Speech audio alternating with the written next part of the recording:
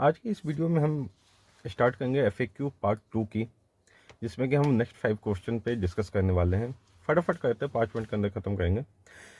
पहला क्वेश्चन है, is the structure of chapter C organized in the income tax act 2025?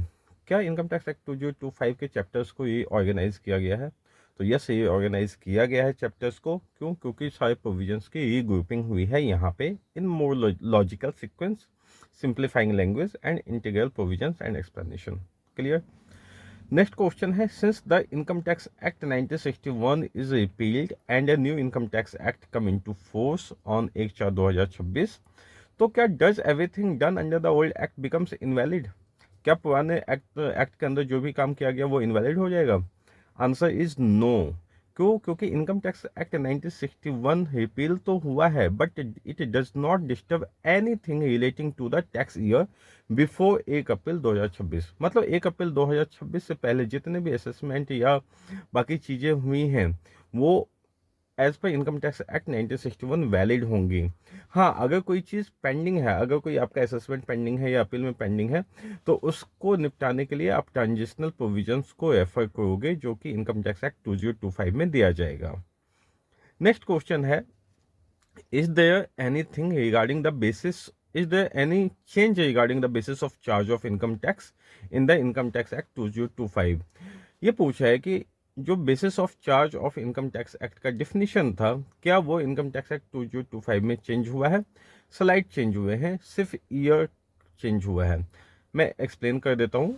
1961 में the charge of income tax act is on the total income of the previous year of a person. तो income tax act 2025 में previous year word को हटा के tax year word use किया गया है। Further, income tax is charge for any assessment year at the rate or rate provided by the central act. तो ये इस असेसमेंट ईयर को भी हटा के यहाँ पे टैक्स ईयर का यूज किया गया है। इट मीन्स कि as such basis of charge की डिफिनेशन में कोई चेंजेस नहीं है, बस ईयर की टर्मिनोलॉजी चेंज हुई है। फोर्थ क्वेश्चन देखते हैं, what is the concept of tax year and how will be the income assessed in the view of removal of assessment year concept? मतलब टैक्स ईयर का कॉन्सेप्ट क्या है? ठीक है, तो tax year is a period of 12 months content in a financial year.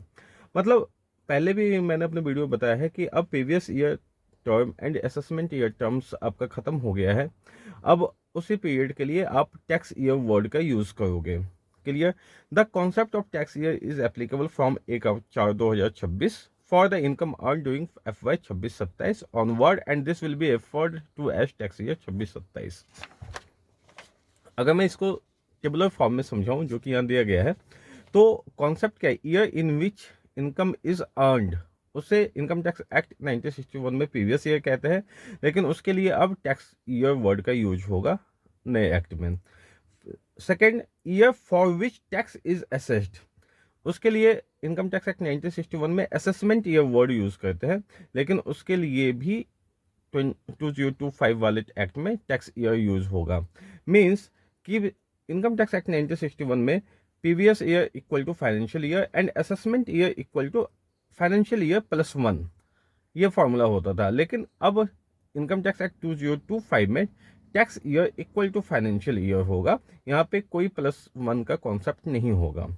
Example, 25-26 financial year भी होता है और असेसमेंट ईयर 26-27 भी होता है, लेकिन नए वाले एक्ट के हिसाब से 25-26 को ही टैक्स ईयर 25-26 कहेंगे। इट मीन्स, या फिर यूं कह लो कि income of financial year 26-27 will be tax year 26-27। Clear? Next question है last, can a tax year be a period which is less than a financial year? ये इंपॉर्टेंट है कि क्या एक टैक्स ईयर फाइनेंशियल ईयर से कम हो सकता है? तो आंसर इज यस। अगर बिजनेस आपका ड्यूरिंग द ईयर स्टार्ट हुआ है, फॉर एग्जांपल दिसंबर में स्टार्ट हुआ, तो जो आपका टैक्स ईयर होगा वो फ्रॉम दिसंबर टू मार्च होगा। इट मीन्स कि अगर आपने 1 दिसंबर 2026 को पीरियड स्टार्ट किया, बिजनेस स्टार्ट किया, तो आपके लिए टैक्स ईयर 1 दिसंबर 2026 टू 31 मार्च 2027 होगा। लेकिन यही अगर पुराने वाले एक्ट के हिसाब से देखें तो वहाँ पे फाइनेंशियल ईयर पूरा ही कवर होता था। So this is the difference. So this is the next 5 question for the FAQ. Further video में, नेक्स्ट वीडियो में आपको अगले 5 क्वेश्चन के बारे में बताएंगे और उनका आंसर बताएंगे। Till that keep watching and subscribing the video. Thank you so much.